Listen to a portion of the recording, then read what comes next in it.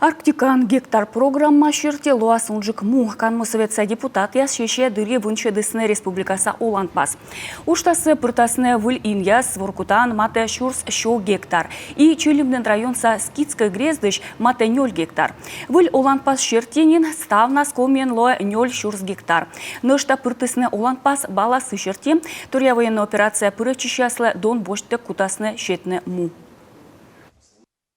Право на предоставление земельных участков, собственность бесплатно предоставляются, имеют право военнослужащие, лица, заключившие контракт о пребывании в добровольческом формировании, содействующем выполнению задач, возложенных на вооруженные силы Российской Федерации, и лица, проходившие службу в войсках Национальной гвардии, имеющие специальные звания полиции, удостоенные звания Героя Российской Федерации, Героя Республики Коми, или награжденные орденами Российской Федерации за заслуги, проявленные в ходе участия в специальной военной операции, являющиеся ветеранами боевых действий.